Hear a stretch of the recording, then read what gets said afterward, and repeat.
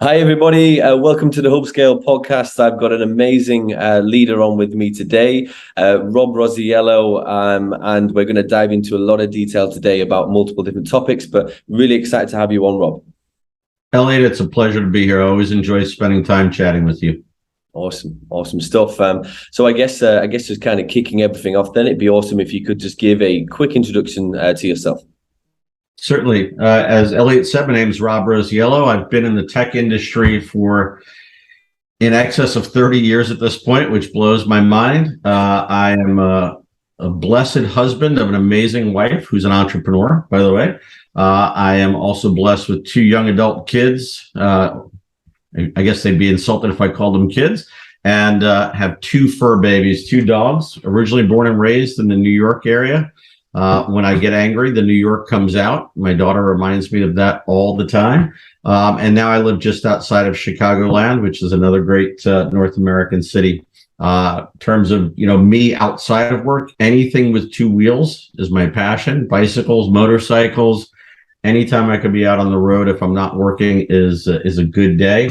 And, I mentioned that I've been doing this for 30 years. My entire career has pretty much been in a variety of different kinds of enterprise technology and at different size companies. I've worked for 100,000 person companies. I've been employee number 35 in a startup. So I've been really blessed to see lots of different experiences in different companies and different techs.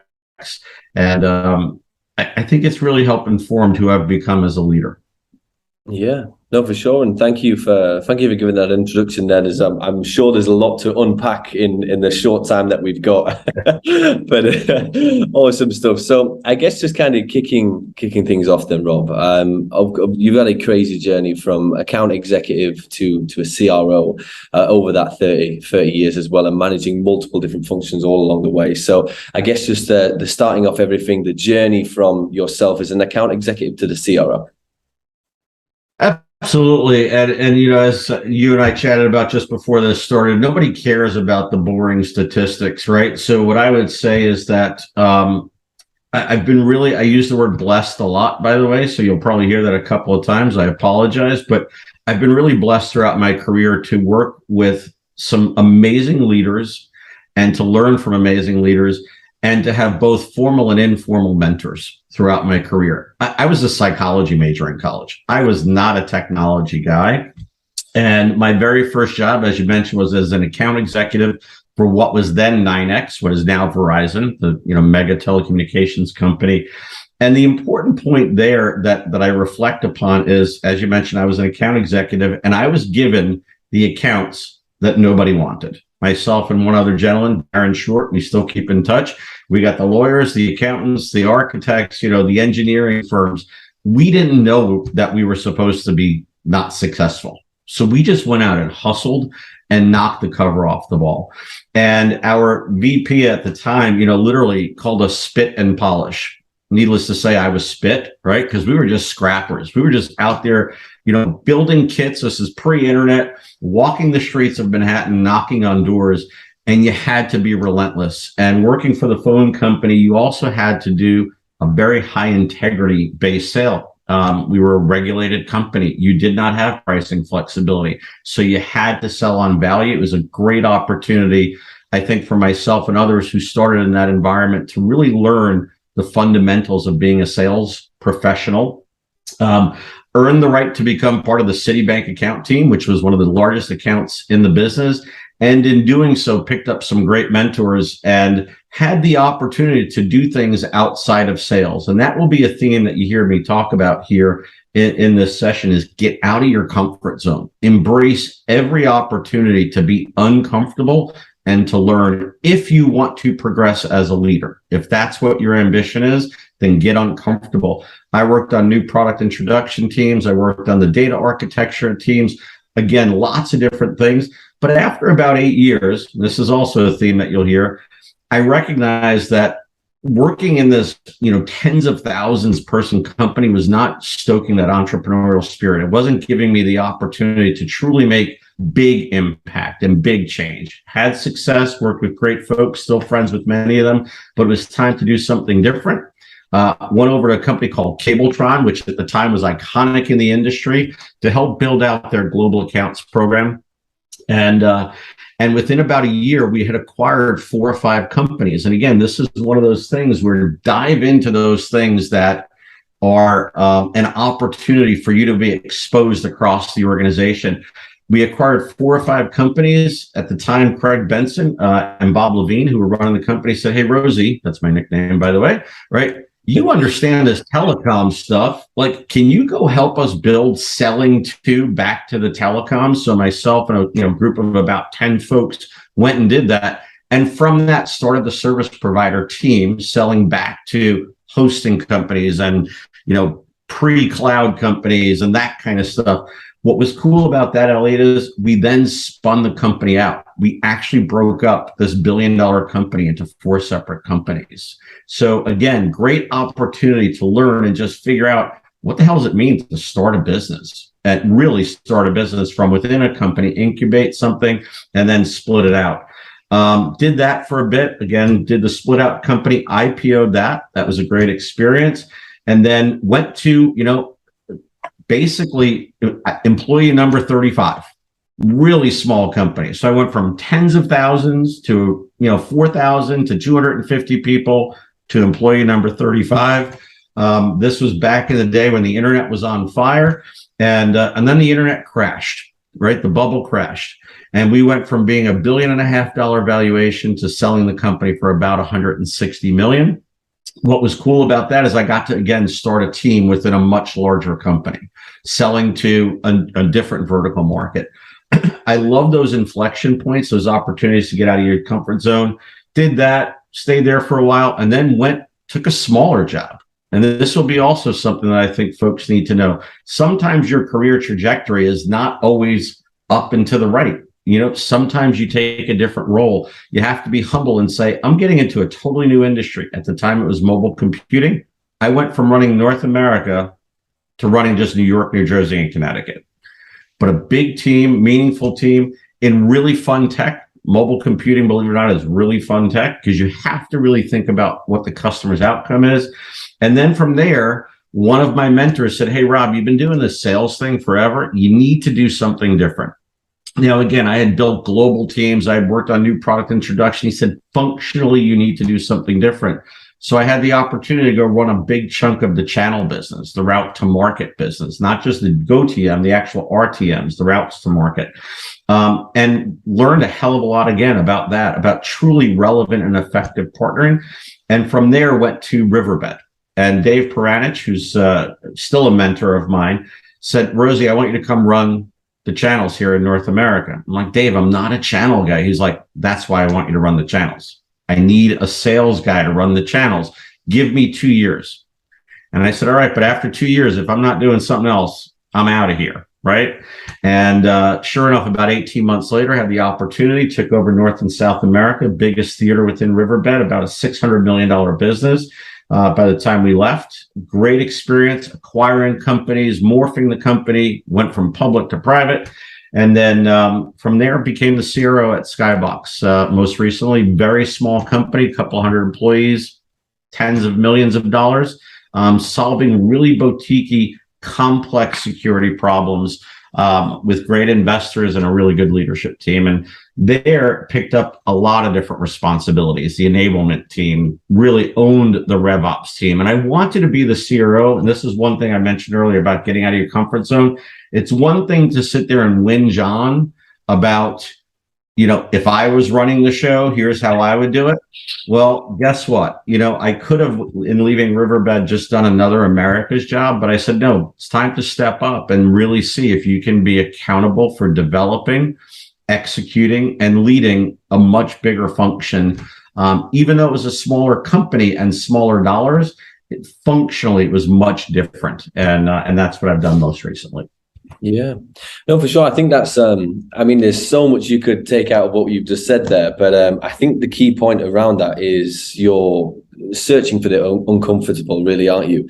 And I think for me as well, that kind of resonates on my side. I'm leaving my previous business, setting up my own business, and what you mentioned there about taking everything on, there's nobody to moan to now. It's all true and well once you go and do it as well. So no, Rob, appreciate the context there, and honestly, a really amazing career. And there's so much to unpack, which of course we'll go into in a moment. But this is always an interesting question as well. So next 5 to 10 years, what does Rob Rosiello want to do, or Rosie? Yeah, you've earned the right to call me Rosie Elliott. As you can tell, the difference between you and I is I'm follically challenged. As I mentioned, I've been doing this for 30 years. So my time horizon is probably a bit different than yours, right? I mean, clearly over this next 5-year window, I expect that I'll still be doing things absolutely, rolling up the sleeves in the tech sector, either as a CRO or as a theater lead. I'm doing some advisory work right now. I love doing that kind of stuff, working with early stage companies, helping them set up their sales organization. And if I was to think about the 5 years beyond that, I'd love to be part of either an operating team or a consulting team that goes in and really helps companies get through those inflection points. They've hit some revenue and they've stalled. They need to figure out how to unlock that value. They're going from a product-centric sale to a portfolio solution-centric sale. So doing a bit more of that advisory work or that operating principal work, I think is key. But also, I'll tell you, and I've always been involved in community-based things, Big Brothers and, Special Olympics and that kind of thing very early in my career. Right now, I work with a local organization that does support of foster care kids, working to get them out of the foster care system.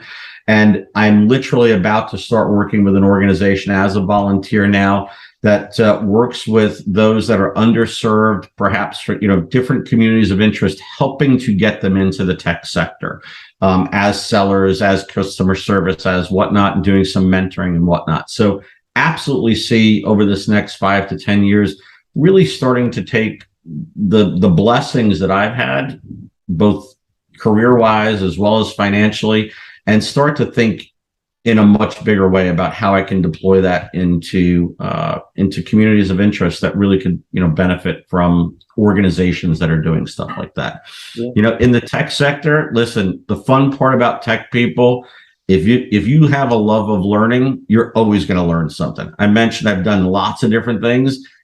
That was intentional. I love to learn new stuff. I love to get uncomfortable and put myself in those positions. So again, I've done security, network infrastructure, telecom. To me, the title is less important. It's the ability to make an impact. It's the ability to work with great people in an interesting tech, maybe even doing something that's giving back to society in a different way, and just really work with great people with a great growth mindset. That's what I think is most important as I think about this next 5 years and beyond. Yeah. No, for sure. And I think that the growth mindset part of it is key, because that's thrown around the industry a lot as well. When I'm speaking to individuals as well, when they're looking for the next role, the culture, do people have the same mindset as what you're looking for? And I think in recruitment, especially in my field, that is so key, even moving into a role as well. So no, appreciate the context there, and hopefully the next 5 to 10 years will be just as successful as your last. I always joke that my goal is to open a doggy daycare, because I love dogs more than I love most humans. To be, if I'm really honest, my mother wants to open one of them as well. So maybe we can do something together. There you go. I love it. Now scaling it back a little bit into kind of the operations side of stuff. So creating a strategy worldwide. I think stepping up from the Americas position, stepping into a worldwide position is a step that everybody wants, but sometimes there's parts that people miss when they do that role. So creating a strategy is a huge part of it. So it'd be great to understand your thoughts and feelings from stepping from Riverbed into Skybox as the CRO, and how can you really create that global go-to-market? Yeah, I think there's a couple of things when I think about go-to-market overall. Whether it be regional or global. And I'll even take it one further step back than the regional versus global, if I may.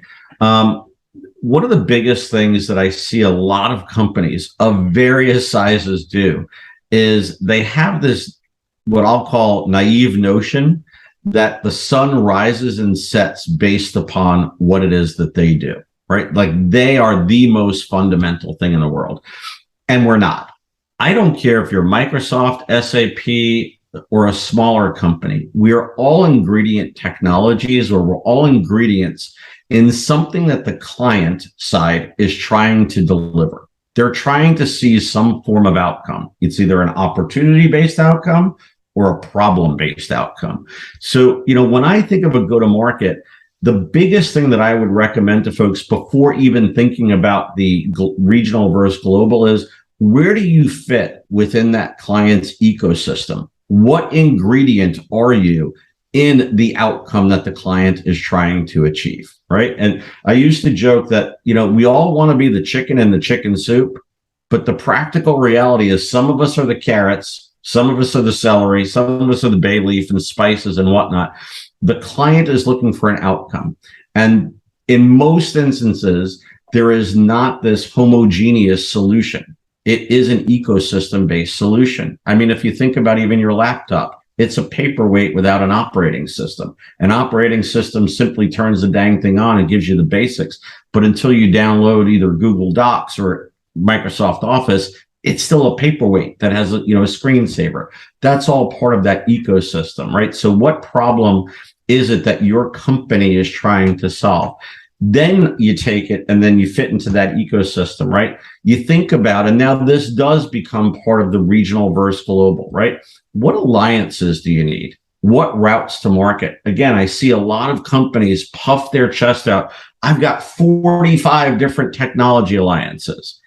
You cannot actually effectively manage those.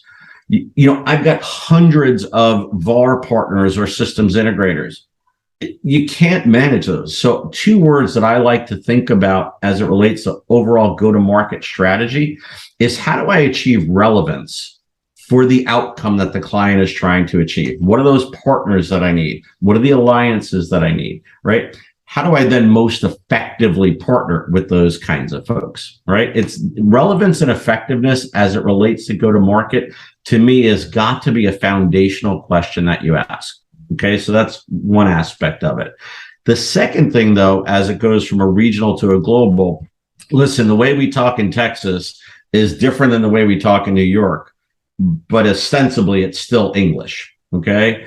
However, when you start thinking about the broader expanse, whether it be even Latin America, which I did have South and Latin America as part of my team in prior lives, but there are different cultural mores in Europe. And even within Europe itself, right? The French and the Germans do business very differently, okay?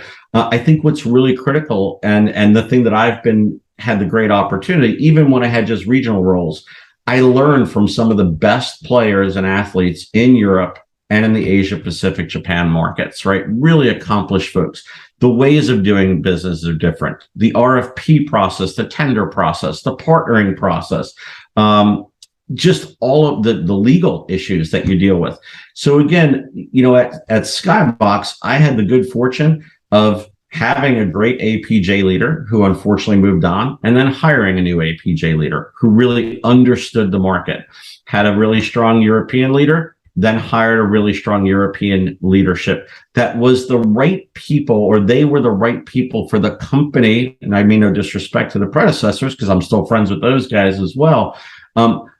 You hire the athletes for the companies that you want to become. Okay, not necessarily the company that you are. That doesn't mean you disrespect the folks that have built the company. I think, again, seek to understand when you're building a go-to-market strategy. What have we tried? What's worked? What hasn't worked? Was it a point in time? Was it an inflection point? All those kinds of questions. But as you start to think about, expanding into the rest of the world, again, depending upon the stage of company that you are, you have to be really thoughtful. What are the anchor markets that you need? Yeah. Go invest in those markets, right? Whether it's the UK, whether it's France, whether it's Germany, what have you, Singapore, and then it's Japan, if it's Australia. You have to be really thoughtful, because in these kinds of regions, as well as in the US, right, you want to be thoughtful to hire the athletes that understand the cultural mores, understand the go-to-market routes to market, have a good reputation, have standing in those markets, and can really pave the way for you to open doors as you do global expansion. The last part I'll say about, just the go-to-market overall, and I just had this conversation with an investor that I'm doing some advisory work with, right? I do have a playbook. I mentioned earlier, the way that we speak in New York is different than the way we speak in Texas, is different than the way we speak in France, right? However, strategy should be foundational. Strategy should absolutely be something that is consistent, that is communicated, that is clear. The way that that strategy is applied is the artistry, okay? Because the way that we do things in France, in Paris, France, is different than the way we do things in Paris, Texas. Okay, so you want to find that balance of a strategic foundational approach that everybody understands and understands the clarity as to why you're doing these things. But then you want to hire really strong people. And I know that's one of the things that we'll cover, that understand those markets and understand how to put the artistry into that go-to-market strategy. Does that make sense? It does indeed. And I love your explanation there about hiring different athletes for certain regions, because it's so true. I've had the pleasure of working as well all over Japan and all these multiple different cultures, and finding the right talent in these regions is so critical to the business. And another thing you mentioned is not about hiring for the business now, it's about hiring for the business, what it's going to be as well. I think that's key. And I think a lot of companies do miss out on some things like that as well. So no, thanks for sharing that, Rob. Again, we could unpack everything from that all day, but that's awesome. I guess what we'll flip it to, because we was just talking about hiring there. One of the key topics, obviously, myself being a recruiter, I always love to really dive into the detail with individuals about how and what people do to hire the right and best talent. So I guess diving into the detail here with this one, hiring and retaining talent worldwide. I know we've just touched on it there and its importance regarding its strategic value, but what do you think about, and where do you uncover problems and stuff like that throughout your career? Yeah, absolutely. So again, you've heard me use the term athletes as well, right? I go back to, the movie Wall Street, the original one, not the one that came out when in the past couple of years, the original one where Gordon Gekko says, "Give them to me fat, dumb, and greedy." I remember when I first got hired, and I said to my mentor, because I got hired into one of these development programs in 9X, and I thought I wanted to go into HR, which, by the way, would have been a colossal mistake. All right. And actually my mentor told me that, and he said, "We're putting you in sales." And I said, "What the hell do I know about selling telecommunications?" He said, "Well, you sold men's suits in college." That's how I put myself through college. It's our job to teach you how to sell. So one of the things that I see folks make a mistake on, this notion of hiring for where you're going versus where you are.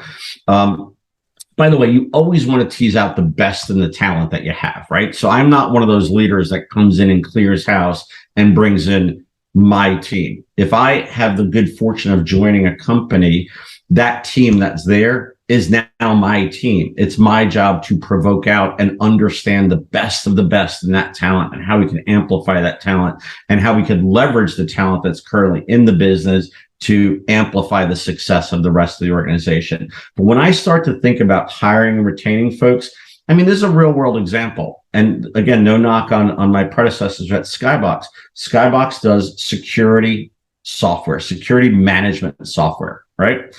A lot of what they were hiring was guys and gals that had sold firewalls because they understood security. But what they didn't understand, a good number of them, was enterprise application software sales. Yeah. Right. So we went out and started to look for folks that knew how to sell enterprise software. And that's what I mean by hiring for where you're going. And as so many companies today are going through that inflection point from, appliances or whatnot to subscriptions to SaaS, you have to hire folks, even if they've not done it before, that understand the sales cycle, the complexity of the sales cycle, the nuances. So that's the kind of athlete that I like to look for. Now, again, that's germane to the kind of business that I do. If you're in a more appliance-centric, commodity-centric, speeds and feeds, I'm not knocking that. Then go hire that athlete, right? But hire the one that's, kind of like the next generation. So, even at Riverbed, I look for folks who had sold for Microsoft. I look for folks who had sold from SAP and big companies, because more and more the Riverbed business was going to that longer sales cycle, more strategic, that land and expand motion, right? And again, to me, it starts with, when you're thinking globally, hire the best leaders you possibly can. Okay. One of my mentors said, hire great leaders because they'll hire great people. Great people will then hire really good people, right? And it does. Unfortunately, it starts to become a little bit dilutive. So I try to find, and again, they may be non-traditional, but they've had a track record of success. They understand the market and they understand the selling motion that it is that the company that I'm in is trying to achieve, right? That's the kind of hiring that I look for. This notion of athletes, I want scrappers. I want people who are not enamored with their title. I want folks that are willing to get in there. I don't care how big the company is. Get in there with your team, out in the field as much as humanly possible, learn the local markets, learn the local partners, and really try to make sure that you're putting the right kind of folks together that provoke the best out of each other. That's what I'm looking for in hiring. I look for what I call the 3 A's: attitude, aptitude, and action.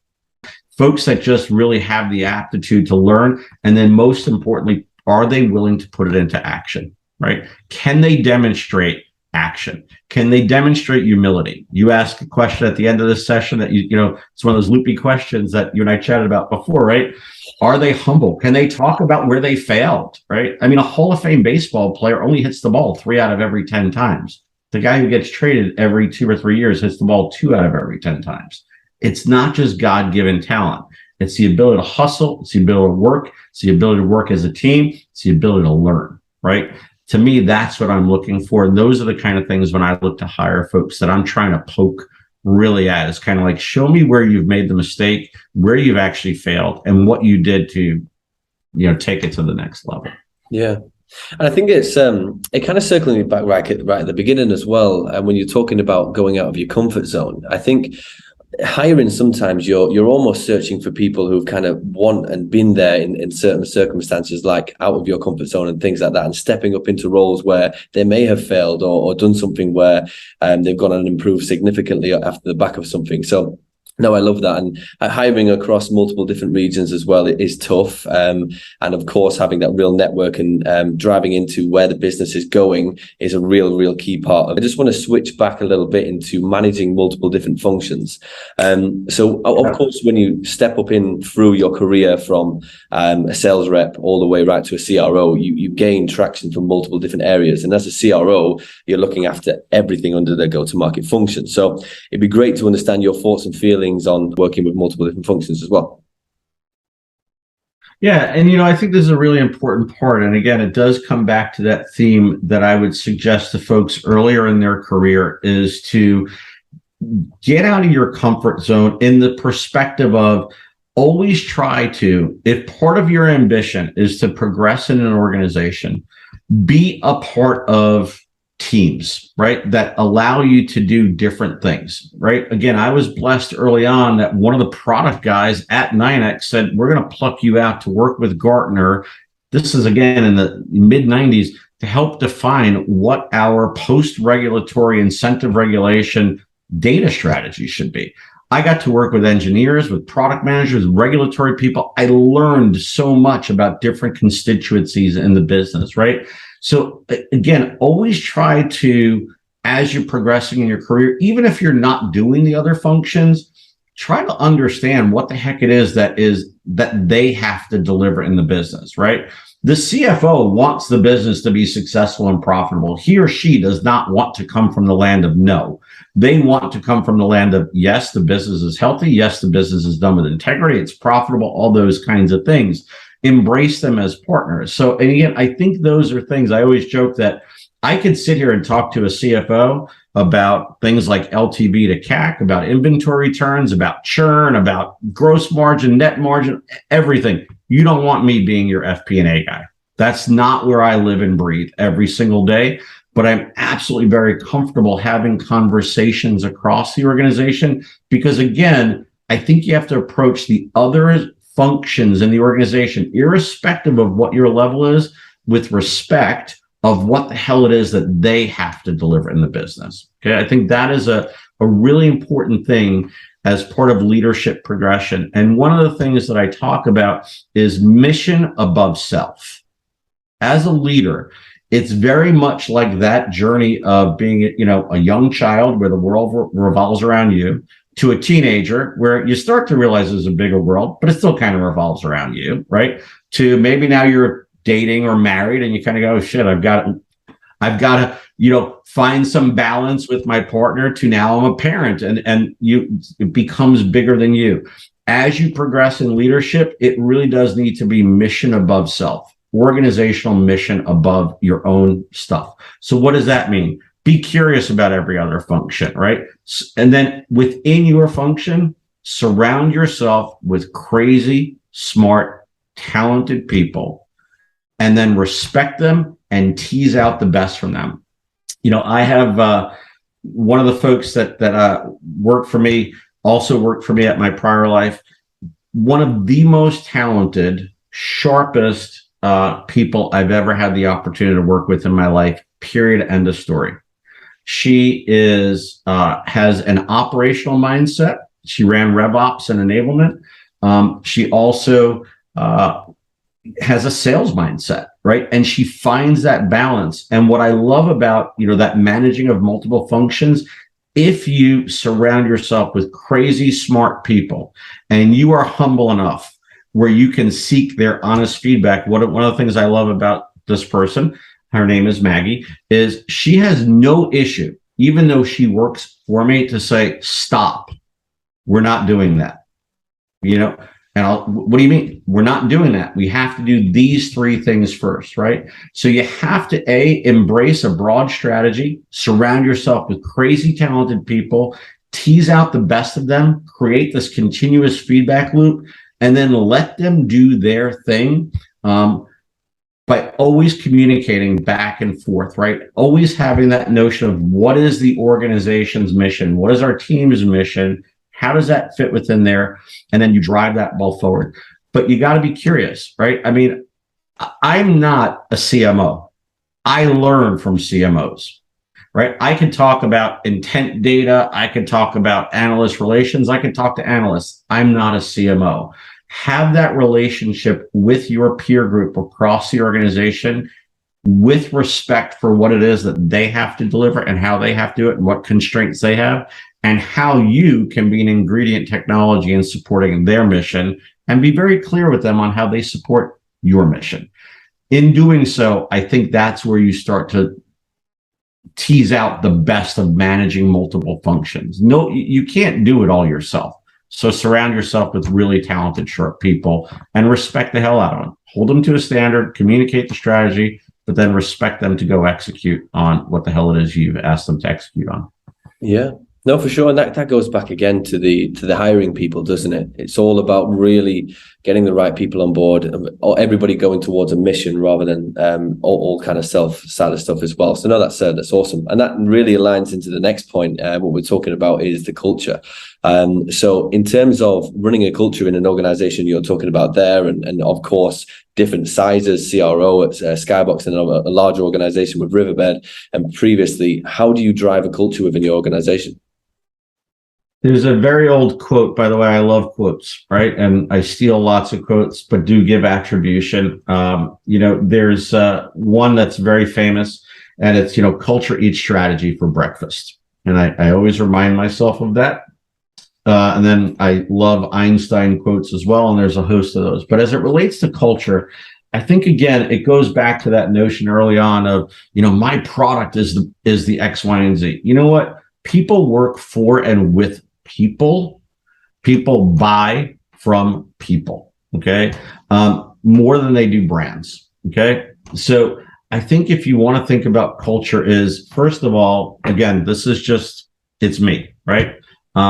Communicate clearly, check back on what you're communicating, right? I had a great mentor who didn't even know he was a mentor. This is what I mean by, you'll hear me talk about mentoring as well in a bit through this, right? And you've heard me talk about it. He didn't even know he was one of my mentors, a guy by the name of Jim Welch. He was over at Motorola. And he was like, I know what I mean when I say what I say. But based upon the way people respond and react, it was clear that I did not communicate. And I own that. And I will never forget that conversation. And again, that is a culture of both leadership and humility that Jim brought to the table. And he was one of the most assertive, aggressive guys in the world, but he also owned the fact that he was imperfect, right? So I think you need to treat people with respect. I think you need to treat people with integrity. You need to be open. I will tell you without hesitation, I say this a lot as well. If I'm the smartest person in the room, I'm in the wrong room. Okay. And that goes back to what we talked about a minute ago, right? Surround yourself with really smart people, lay out the strategy, tease out what works, but then also get that feedback loop going. I do a lot of things. I call them workout teams or scrum teams. I call them for the field, by the field, right?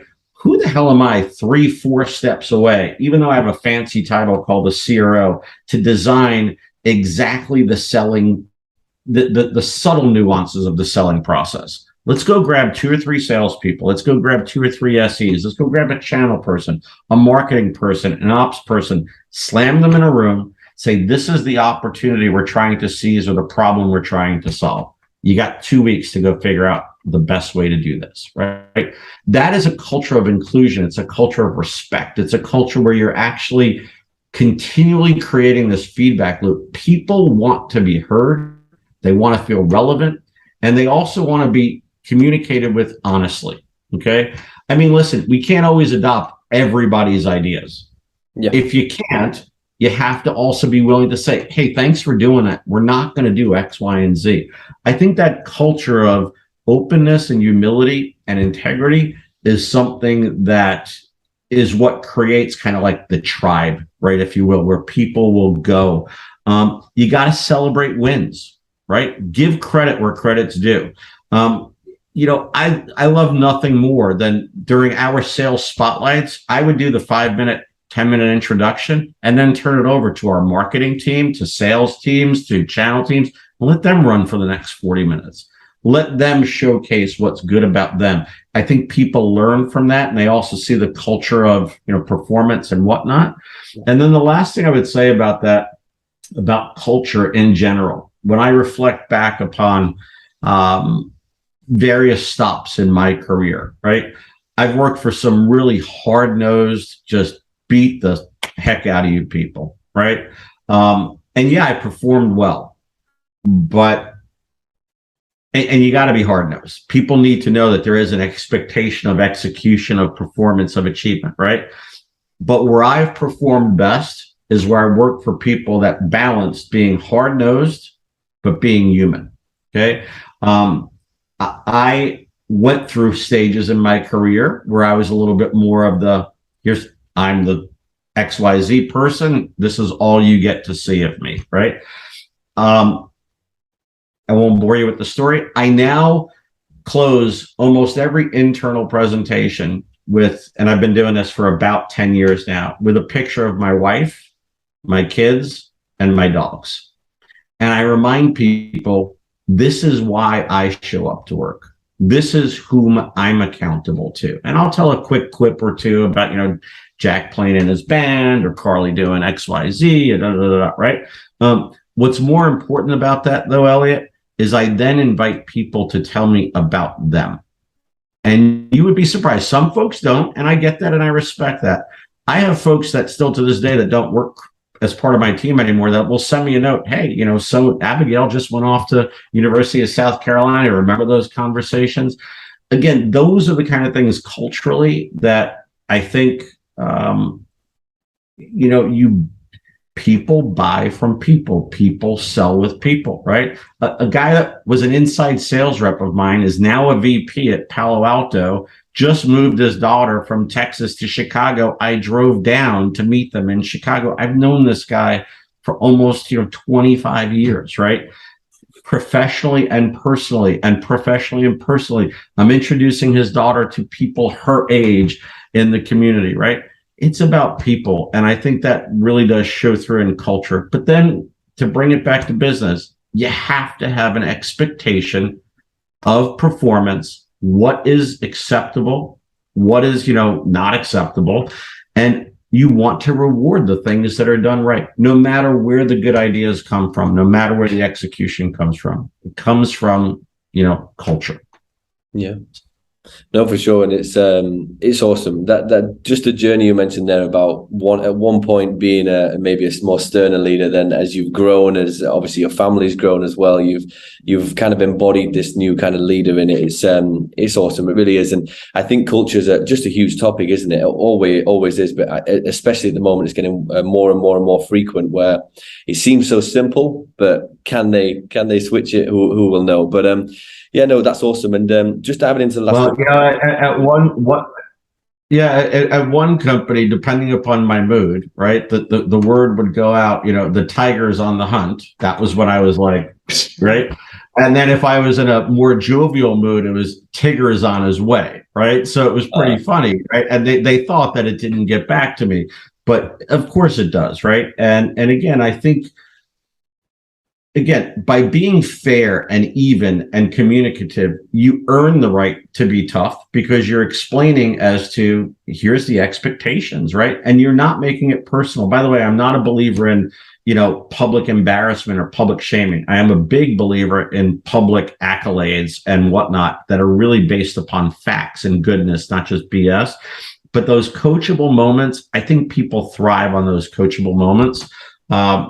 And if it's done with respect and with integrity and all those kinds of things, I think that breeds the kind of culture that folks want to be a part of. That's what I believe. So no, I agree. It's awesome. And kind of tying this thing, because now you've got an amazing culture that you've built. How do you really drive success within your teams? Yeah, again, I think there's a couple of things that are important. I mentioned this a moment ago. People have to know the where you're going, right? They have to know the why you're going there. Now, not everybody needs to know every single grain of sand as to LTV to CAC and whatnot, right? But I think if people understand, all right, here's what we're doing, and I'll just make this up illustratively. Our selling motion is going from pure land to a land and expand selling motion. And then you explain to them the goodness of it. And then you give them the tools as to how to do that and whatnot. Then you can embrace hey, here's what we're going. Here's the performance that we're trying to drive, right? I used the word athletes before. I want people who are on the field of battle. If I'm a CRO, a VP of sales, a director of sales, right? In theory, we're all competitive. Publish the damn league tables, right? Whatever those 3 or 5 core metrics are, publish it. Put it out there. When I worked at 9X pre-Excel, every Monday morning, the VP's EA would get up and she would literally change the magnets on the board, put up the magnets as to who had the sale of the week. And let me tell you, every Monday morning at 10 o'clock, 60 people were huddled around that, right? Now it's like we publish a league table every single month. These are the core attributes. And here's where you rank in those core attributes. Oh, by the way, here's the number 1, right? Here's the number 2, number 3. I think it's really important to, again, communicate, give feedback as close to in the moment as possible in terms of creating that high performance, whether it's good or bad, right? Be humble, ask for it. Hey, what could I have done better as well? But be very clear on your expectations, right? In order to get to your target, you're going to have X number of new business wins, Y number of expansion wins. Let's go carve out our territory. I mean, literally invest the time with your athletes. By the way, not just sales, SEs. SEs in a tech sale are critically important. We spent a lot of time in investing. I had 3 really strong SE leaders that we were able to promote from within the business where we started to invest in the SEs. Give them the skills, give them the voice. And again, set that standard as to what you expect and then communicate it and check back on it and let people know this is what good looks like. Okay. It's not accidental that, XYZ athlete is one of the top athletes. They're doing the things that in theory are going to create success for themselves and by virtue of that fact the business. So communicate the expectation, make it clear, give feedback when it's going well or when it needs corrective action as close to real time as possible, celebrate wins. That's how you create that high performance mentality. And again, get uncomfortable, right? Always be uncomfortable. If I'm comfortable, it's time to move on. Seriously, that's what drives my DNA. I used to have one of my directors say, I'm comfortable with that. And my automatic reply was, how do we get a little uncomfortable? Right? When you're uncomfortable, I find you can perform better. Yeah, I agree. I completely agree. Putting yourself in a state where you feel like you have to achieve something, I think is a lot more driven than, because in recruitment, I speak to multiple people all over the world, and sometimes you see people are comfortable and they want to move because it's a bigger paycheck, or some people are really uncomfortable and they're driving towards a goal and they really like being there, even though it might be on less money. But it's not all about money, of course, and it's about driving to something, which we've talked about as well. But I think you mentioned there a little bit about the leaderboard. That's interesting to me, because in recruitment, sometimes it's taken away from, in a lot of businesses that I've known, you take away the leaderboard because it's part of the culture is not wanting to be X, Y, and Z in this kind of modern world. Having that for me is so integral, something where everybody can drive to. And I think it's so motivational when you come onto something like that as well. But yeah, it's awesome. Yeah, I mean, and you also have to be humble to make sure that the leaderboard is driving the right behavior, right? I mean, you also have to say, as an example, it shouldn't be about funnel build, right? A lot of companies, I want to build funnel, because then you have people doing the wrong behavior. They're putting in fictitious funnel, right? It should actually be things that create the outcome that you want, right? A seller doesn't get paid on funnel build. A seller gets paid on funnel execution, right? So you find the right things that are relevant to your business, right? And say, these are the behaviors that are ingredients to what success looks like. And that becomes your leaderboard. Maybe if you're an early stage company and it is the number of proof of values that you're doing, well, then maybe for the first year, it's proof of values, right? How many are you doing? But then for the second year, it's not how many are you doing, it's how many are you converting? Or maybe for the first 6 months or quarter, make it relevant to the business that you're in, to the behavior that you're trying to create. But hell yeah, I mean, listen, if you don't want to know where you stack up, then you shouldn't be in sales, right? It doesn't mean that if I'm the number 4 guy in the business that I'm a useless sack of suds, right? It just means that somebody out executed me, but damn it, next quarter I'm going to get them. Yeah, right. That's the mentality I want, right? Yeah. So. No, I love it. And reading the Qualified Sales Leader by John McMahon as well, he talks about having everything aligned and speaking the same language and doing things like that. So no, it's awesome. So I know we're wrapping up the podcast today, Rob, but obviously we've unpacked a lot of stuff in it, and thank you for spending some time. But I do have one more question, and I know before you was thinking about this, but what advice would you give to yourself when you was an account executive back in the day, looking back? Yeah, I think the biggest thing, and again, I'll tug at a couple of themes here, right? And some of these I've done better than others. And some of them I have to remind myself, right? Like we've said repeatedly, get uncomfortable, particularly early in your career, right? Put yourself in those positions where it's not so much about getting noticed, right? But it is about getting exposed to different kinds of leadership, different kinds of opportunities, right? Put yourself on one of the teams about marketing, but I'm in sales. Put yourself there. You'll build your network. Right. So I would absolutely advise myself to continue to do those kinds of things, right? Seek out those mentors repeatedly.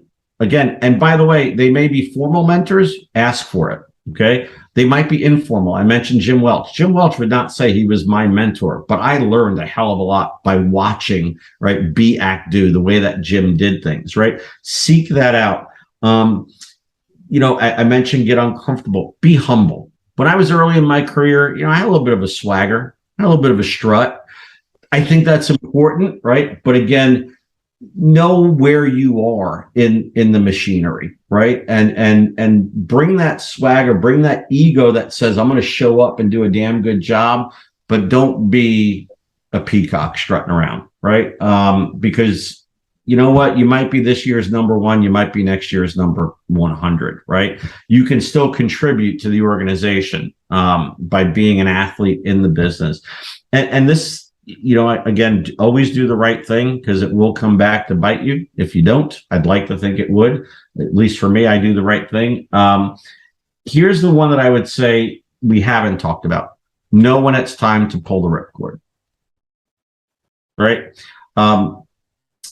For me, at least, I say that I like to keep learning. I like to be uncomfortable. If I find that I'm comfortable, if I find that I'm stagnating, it's time to pull the ripcord, because the best me doesn't show up then. And I think, again, that's a very personal thing for different folks, right? The best, when I say the best me doesn't show up, again, I don't mean to sound arrogant. I still do my job, right? I still show up, but what fuels me is like just waking up every day trying to figure out how to rip the cover off the ball and to work with people that are like-minded. And if you find that that's not the attitude that you're showing up with, well, then don't do your teammates, your company, and your clients a disservice by just getting into that comfort zone. Pull the damn ripcord, right? And there have been a couple of times in my career where maybe, stayed around a little bit longer than, in hindsight, than I should have. And again, that goes back to being uncomfortable, being confident, and building your network so that others are out there kind of advocating for and with you, and you're doing the same thing for them. So always build your network, but do it not just with yourself in mind.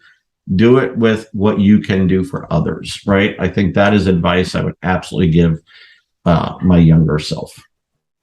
Awesome stuff. Well, Rob, there's so much information today, and I really appreciate you coming on the podcast. We'll look forward to maybe doing one in the future again. But yeah, thank you so much for your time. My pleasure. I hope it added value. I know just talking with you, Elliot, really is always thought-provoking to me. So I just want to acknowledge and appreciate your thoughtfulness and the conversations that we've had the opportunity to have. Really appreciate the opportunity to be here with you and your community. Awesome. Well, thank you very much. And we'll speak to you soon. Cheers. Be well.